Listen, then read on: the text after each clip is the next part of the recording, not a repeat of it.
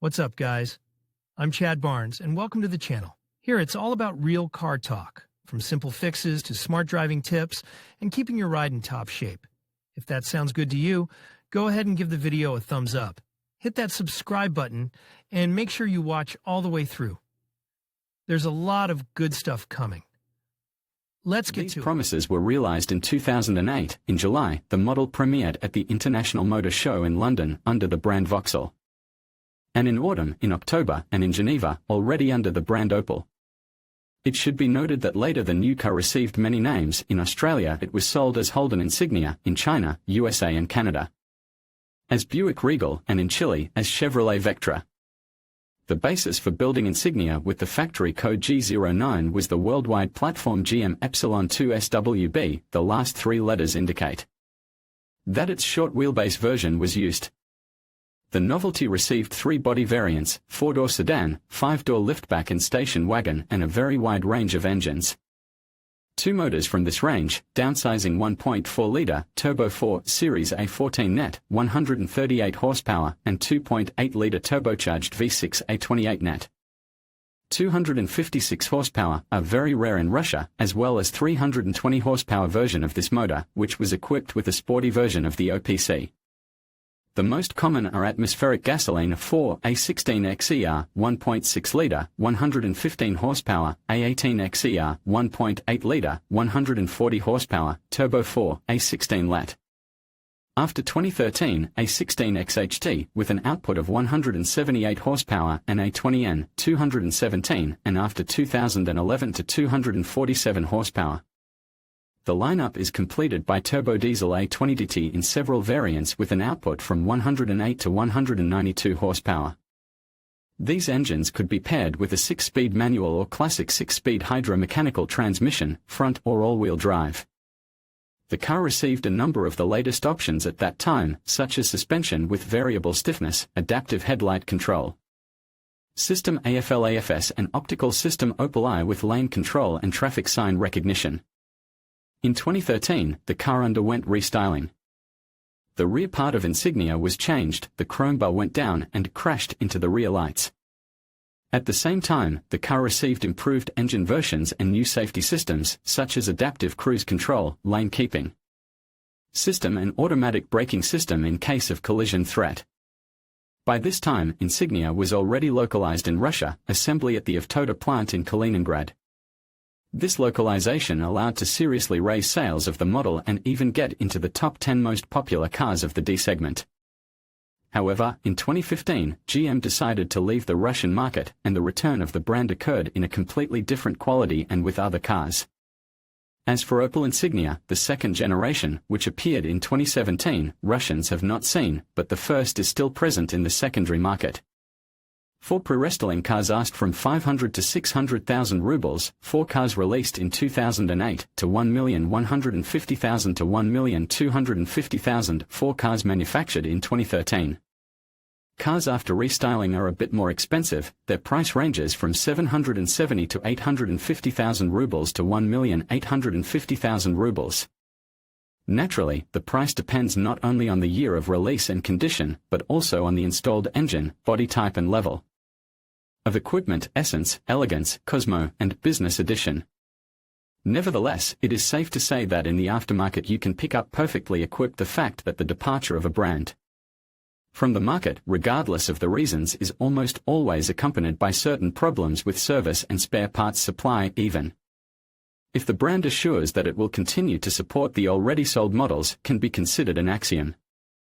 Yes, Opel is back, but already as a part of another concern, and it is not a fact that the problems with spare parts supply will be completely removed. But up to this point, Insignia owners have had their fill of these problems. On the downside, there are almost no spare parts in stock, especially for restyling. You have to wait, at 52,000 kilometers the engine. Again and again in the first cylinder the rings are knocked out. Again repair, again immediately recognized as a warranty case, but this time the repair lasted a month and a half, because Opel left Russia together with the warehouse of spare parts, and the piston group was sent from a warehouse in Germany in the engine 2 handled. and 0 turbo diesel. When the timing breaks, the cams fail. I had a break at 132,000 kilometers, so I went through this procedure. But they are not in stock in the Russian Federation. I waited 6 weeks for the car to be repaired. Yes, parts have to be replaced. There is wear and tear according to the mileage, and you can't get away from it. But rare parts or some blocks have to wait for several months, and this is the main problem of operation now. The peculiarities of Kaliningrad assembly also add problems. For example, you came to the conclusion that the car needs an engine replacement. In the documents it is written A20 NHT. But in fact, the country tourer version in Kaliningrad was equipped with B20 NHT or A20 NHT LTG motors that were used in Cadillacs and Chevrolet Malibu, and if you compare them with the European A20 NHT, they are completely different motors. There are certain problems with the quality of spare parts and components, primarily due to the abundance of counterfeits. Spare parts are complete junk now. I've always taken GM gaskets, holograms, sealed bags, but if they leak again, I'll have to try analogs. I'm fed up, exclaims one of the owners, and he is not alone in his indignation. At the same time, Opel Insignia has a very serious plus. The model can be easily modernized and improved, and only with standard components, without any kolhoz. But even here there are problems with the availability of these components in Russia. After the multimedia update I had to buy used blocks in Poland from the 16th model year. They had updated the blocks, which did not reach the Russian Federation. But now I have CarPlay and Android Auto. Who in Russia has not heard the saying, with age, any car becomes an Opel?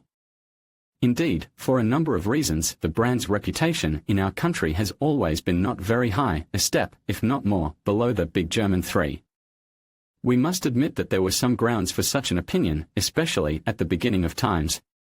All this forced the representation and dealers to keep prices at a rather low level, and as a result there was a situation when Opel was on the leading positions in terms of price-quality ratio, but its reputation did not grow. As one of the owners writes, the name of the brand scares away, but, in my opinion, this is a biased opinion. In a weak set I most likely would not take Opel Insignia, only if there was no choice, but a good fat set makes its corrections. And the automobile begins to like. Well, and further the same owner develops the theme of inconsistency of stereotypes and real estimation of the car. A couple 3 times acquaintances, who made some way with me, said, "We don't understand why people don't like Opel." It was true in the early 10s, when Insignia was sold officially, and it is even more true after the brand's departure from Russia, which strongly influenced the formation of prices on the secondary market. Insignia, in good equipment, especially with a diesel, is currently the ideal car in the categories price, quality, and cost of ownership. I would say that the car is undervalued by the market, minor, but still a disadvantage, the attitude to the brand in general from stereotype-dependent people. But due to stereotypes the price on the secondary market turns out to be very pleasant for a buyer. Probably, it is the most underestimated automobile in Russia. On quality, comfort and driving characteristics for its cost it is the best balance. The satisfied owners who have bought a car on the secondary market write, "The current explosive growth of prices for new cars has led to higher prices of the secondary market, but many owners are in no hurry to get rid of Insignia, and precisely because of the excellent balance of price and consumer qualities, this car has stayed with me, I think, at least for another year. Taking into account the prices for cars in 2021, there are no alternatives for this money. The problem with the choice of the next car, I do not want to change for anything but premium brands. It turns out to be a paradoxical situation. Underestimation and lack of prestige of a brand turn out to be a significant plus, at least for pragmatic people. It would seem that maintenance of the initially not budget, but relatively inexpensive for its class car should also cost quite modest sums. Alas, it is not so. In large car services, maintenance of Opel Insignia costs, according to the owner's testimony, in 10,500 to 16,000 rubles. Naturally, you can find workshops where the same work will cost many times cheaper, and all the necessary consumables can be bought independently. Then the cost of maintenance will be reduced to 4,000 to 5,000 rubles. In maintenance, like all prestigious cars, do not confuse, it is not a budget car, it is a family car for long trips of solid people who like comfort, writes the author of one of the reviews. But the whole problem is that the cost of periodic maintenance is usually not limited by the cost of car maintenance. Opel Insignia 2008-16. The author of one of the reviews has given such a calculation of expenses for 3 years and 35,000 kilometers. In addition to maintenance wiper blades, 4,600 rubles, 3 replacements on the suspension, both rear hubs, rear upper truss arms, rear and front stabilizer bars, rear longitudinal arm silent blocks, for a total of about 20,000 rubles. On the electrical system, 2 batteries, headlight bulbs, alternator bearings, a total of 14,500 rubles on the braking system. Front pads, rear discs and pads, 6,450 rubles on the cooling system, 2 thermostats, gaskets, heat exchanger plus all sorts of rings and rubbers, a total of 11,000 rubles, replacement of tires and discs, 66,000 rubles. Plus tax. Plus insurance. It turns out quite a lot. At the same time, the list of replacements itself shows that the owner had to deal with not the largest, but sensitive breakdowns quite often. Many people write in their reviews that the chance to come across a broken Insignia is quite high. Naturally, the model has characteristic severe diseases. Before buying, I advise you to think very well whether you will be ready tomorrow, in a week, a month, year to throw away 200,000 rubles for engine overhaul. And we will come back to the conversation about these serious diseases. But many cars pester their owners with small but regular malfunctions. Insignia hatch 2011, assembled at our place. Constantly some small problems: the seat heater will fall off, the wiper drive will unscrew, the pedal will squeak, the seat will slip off the slides. Nothing critical, but it really pisses me off. I have to be ready all the time and keep 120 to 150,000 rubles in the box to solve. The next trick it will throw out. I am tired, of course, with this Opel, but, of course, it sweeps sweetly and it is impossible to take my eyes off. Or here is such a characteristic problem, very popular in Russia. Version of Country Tourer has a plastic dodger, and in this dodger there are plugs of hatches for installation of a jack. The fastening of these plugs is rather weak, and they tend to get lost. At the same time, a new plug, which is not some high-tech, but an ordinary piece of plastic, costs 7,000 rubles. And this costliness of some spare parts is another facet of the problem. For example, your cover on the handle of the gear lever, it is made of leatherette, is frayed. It would seem, what a problem, replace it, and that's it. But only this cover is supplied only together with the gearbox handle and transmission tunnel cover, and such a set costs not humane at all, 18,000 rubles. And also during each maintenance you need to check the condition of brake pads very carefully. The thing is that quite saturated with electronic systems, the car has sensors of pressure in tires, but is not equipped with sensors of pads wear. As a result, it may turn out that the rear pads are 30% worn out, and the front pads are 99% worn out. Replacement of all pads is about 10,500 rubles, but if you miss this situation, you may well ruin the brake discs. Many owners in their reviews call the appearance of Opel Insignia one of the main advantages of this model. Very beautiful outside. Especially the lensed optics with daytime running lights, classy design, looks as good as many cool car brands. I think the design is very successful. The car looks great in the stream, despite the fact that it is already 6 years old. Indeed, designers Mark Adams and Malcolm Ward managed to create an elegant and harmonious image. Country Tourer looks especially good, in my opinion, the most beautiful of the presented on the market station wagons. The appearance is beautiful, the car is graceful, the best indicator on the coefficient of aerodynamic resistance in its class. However, the Insignia's spectacular appearance doesn't end with the advantages of its body. The car is characterized by excellent aerodynamic characteristics, and not only low aerodynamic drag, which, of course, is also very important, primarily in terms of fuel efficiency. The owners are pleased to note that even at a speed of 150 km per hour, aerodynamic noises do not irritate people in the cabin.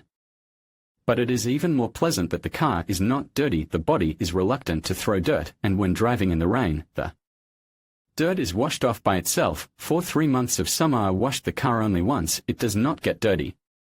Summer is rainy, the mud washes off by itself. Autumn, winter, it copes well with mud. Certainly, such protection from dirt cannot be called absolute. Sometimes headlights get dirty, and it is necessary to switch on the Washer more often, not to let the dirt on headlights to dry up at once, and because of absence of mudguards in a snow mush the side. Windows get dirty, that worsens a review, however, it is characteristic practically for all front-wheel drive cars. The situation with noise insulation looks not bad, though there are some complaints here, the noise from the road, which seeps through. The wheel arches is more annoying, for this cigar is a fat minus. If everything is good with external and underhood noise insulation, then noise insulation of arches is underdeveloped, even fine sand. On the road bothers me, quite good noise insulation, except for the arches, which, in a good way, should be separately insulated. The Insignia, unlike the old Opels, is particularly pleased with the high corrosion resistance of its body. I was afraid that the iron would rot. I don't know what they've done, but there's not a single trace of corrosion on the metal. This resistance of body metal is complemented by durability of paintwork, excellent paintwork, no chips at all, despite the lack of film. The quality of paintwork is excellent. For 5 years of operation, a minimum number of chips appeared, but for 3 years they are very few, especially if you compare it with the way Nissans are painted in St. Petersburg. By its dimensions, Insignia is a car for family use, and therefore, it should have a large internal volume. But just to the internal space the owners have certain claims. Here is what they write in their reviews. From disadvantages it is possible to note, little space for rear passengers. I have 2 children and there is little space in the back, 2 seats for children, and that's all.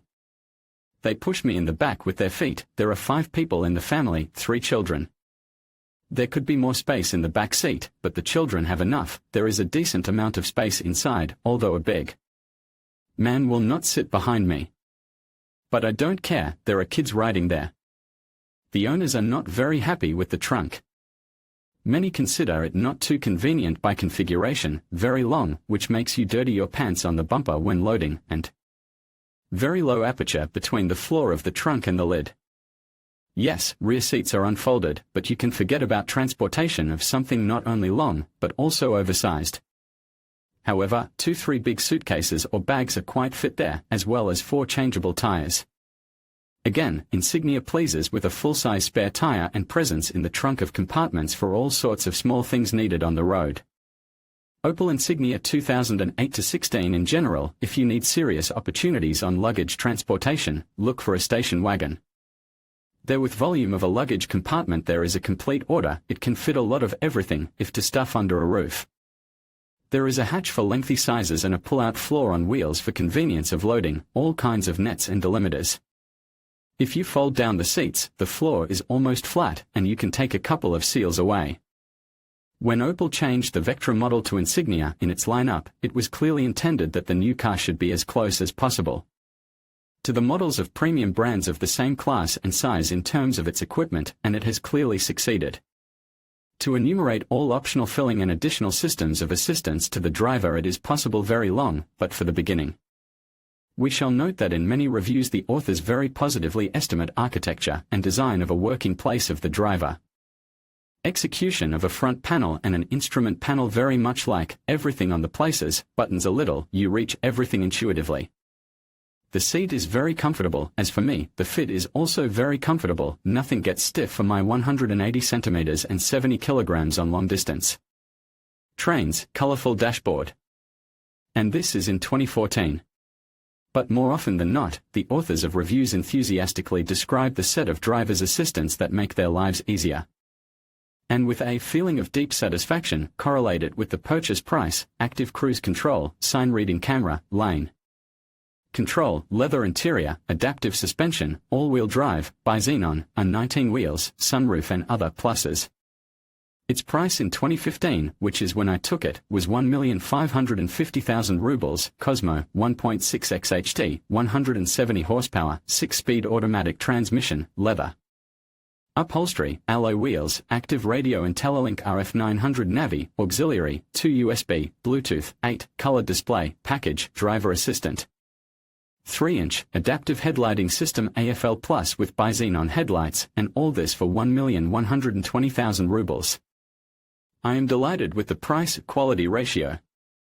A lot of all sorts of assistance if the car was bought in the top, blind spot sensor, warning of a possible collision, and the System sees how the car in front breaks through one car. It has saved me in difficult situations many times. But the authors of reviews pay special attention to active cruise control and automatic headlight control. At first, many owners did not trust active cruise control. I spent a year getting used to it. I could not imagine that it could do that. It brakes, stops, accelerates. But then usually drivers get used to it and start to use active cruise to the full. Active cruise is something. Adaptive cruise is extremely convenient thing on the highway. Now I can't imagine how to drive on a long distance without this system. A lot of good words are written about the light control system. The headlights turn on during daylight hours, not only when entering a tunnel or under a bridge, but also on the signal of the rain sensor. I switch the brush control to auto. After a few seconds the headlights turn on. The rain is over. I turn off the brushes. The headlights go out. Emphasis on safety, and here a fat plus to developers. Headlights work in auto mode. Near distance is just super. AFL headlights, the best light I probably have not seen yet. Automation illuminates everything and everything bright enough. Headlights turn behind the wheel. There is illumination of turns with fog lights. However, the owners also note some other systems that increase safety. Blind spot monitoring has helped many times in winter, in the evening in slush. A lot of fools drive without headlights, but he sees them. Darkening of mirrors is a good option. It is annoying to see far light of uncultured drivers from behind. There is such a rule: the more complicated a technical device is, the more chances that it will start to break down. The Opel Insignia saturation with various auxiliary systems has led to the fact that a huge number of reviews mention problems with electrics and electronics. A lot of references to unstable operation of front seat heating. It's the same as with everyone else. It works for a minute and then shuts off. It's a known failure. There are regular complaints about the work of mirror folding drive. From the minuses, mirrors began to fold badly. They fold or do not fold. Weak motors in mirrors. Once in 20,000 it is necessary to clean the system of folding mirrors, otherwise they start to fail. The owners do not speak too well about the work of IntelliLink media system. It is a complete attack. Opel has not completed it and released it on the market, and then generally stated that it will not support it. Sometimes the phone on Bluetooth falls off, and some trifles.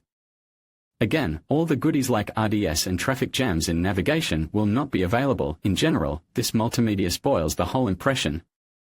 And a number of reviews mention problems related to the state of the battery. The car is smart and behaves very strangely. When the native battery starts to run out, it pulls such tricks. At first I didn't understand what was happening, but then I realized in the power-saving mode, the car alternately starts cutting off sensors and systems that are less important for the normal operation of the car. Assessing Opel Insignia in all its manifestations, owners often express diametrically opposite opinions. But almost everyone is satisfied with the economy of this car, regardless of the version and what engine is under the hood of their car. Even owners of 249 horsepower variants say quite positively, all this 249-headed, stable under a hood is not very greedy. In the mixed cycle rolls out about 11 liters per 100, which is quite good, given that the suburban pace of movement is 130 km/h on average.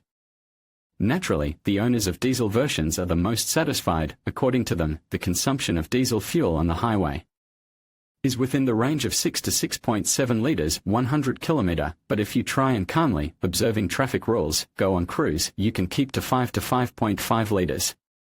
In the city the consumption is usually 8 to 9 liters in summer and a liter more in winter.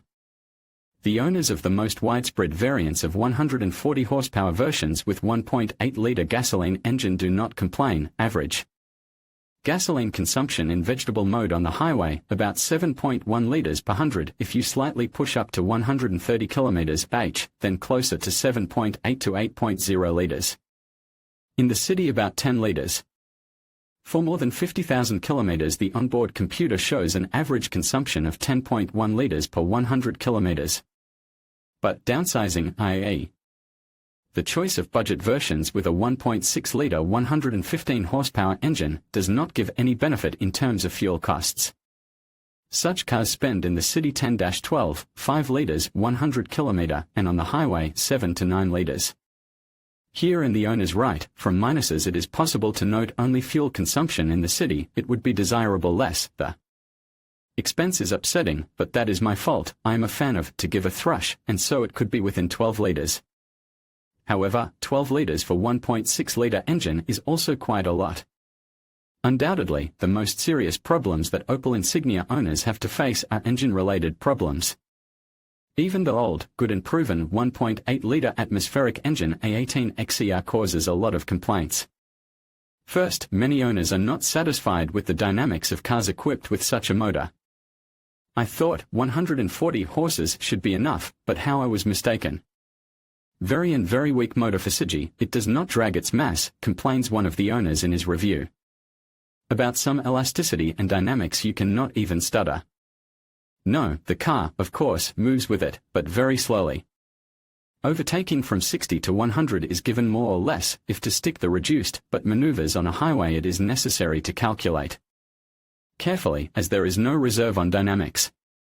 To go somehow, it is necessary to turn the motor, but there is a lot of noise, and the use is not very good. But it could well be tolerated, especially since there are enough people who are quite satisfied with the dynamics of the A18XER. Worse, the engine has a reputation of snotty. Indeed, in many reviews, the authors describe their struggle then with antifreeze leaks, then oil. For example, the thermostat, which on A18XER is made of plastic, is called as a generic sore of this engine. I noticed that the antifreeze began to ooze in the area of the heating element. I replaced it with a metal wire. True, I had to extend the cable to connect the heater, as the connector was displaced 120 degrees down, but the problem of antifreeze leakage did not go away. No less headache presents an heat exchanger. In the expansion tank on the antifreeze appeared oil film on the antifreeze and white emulsion on the walls. Hello gaskets heat exchanger. Ordered the gaskets, will change them. Opel again presents surprises, probably to keep me from getting bored. It's the 4th time I've been in the heat exchanger. And all with an oil leak on the manifold. The 2-litre turbo diesel is considered quite reliable. Indeed, reviews with complaints about it are rare. But it is not without surprises.